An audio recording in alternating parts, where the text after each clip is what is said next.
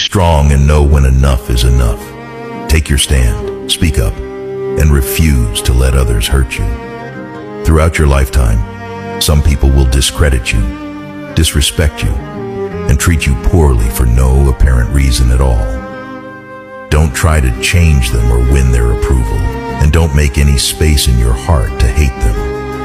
You don't have control over what others think about you, but you do have control over how you decide to internalize their opinions.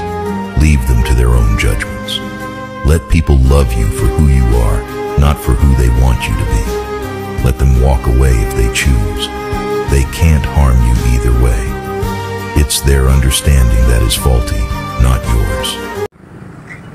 Salamat sa bagong araw, Lord.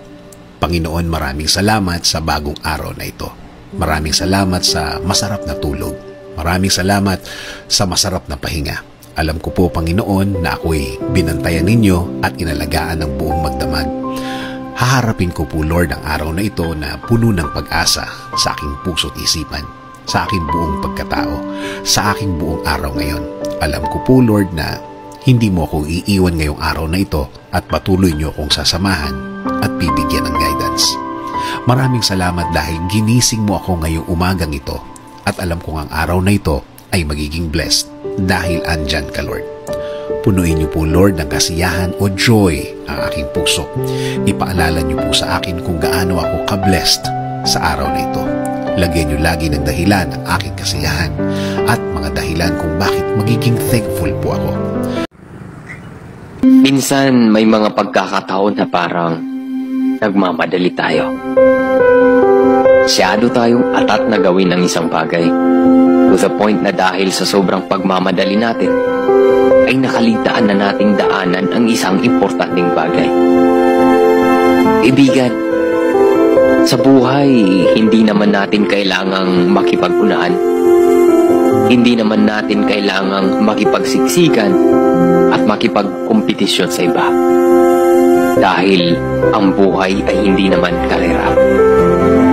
Karamihan kasi sa atin, gusto palagi sila ang nauuna. Natatakot na malamangan. Masyadong nagmamadali. Kaya at the end of the day, silang nagmamadali, sila ang pagod. Sabi nga ni Catherine Bernardo, huwag mo akong mahalin dahil mahal kita. Mahalin mo ako dahil mahal mo ako. Because that's what I deserve. Pero ang totoo, kahit mahalin mo pa yung tao ng sobra pa sa sobra, gawin mo lahat para sa kanya, iparamdam mo kung gaano siya kahalaga. Kung hindi talaga kayo para sa isa't isa, hindi talaga eh. Masakit pero kailangan natin tanggapin na kahit gaano pa kakapal ang libro na ating binabasa, ay meron pa ring huling pahina na nakasulat ang salitang wakas.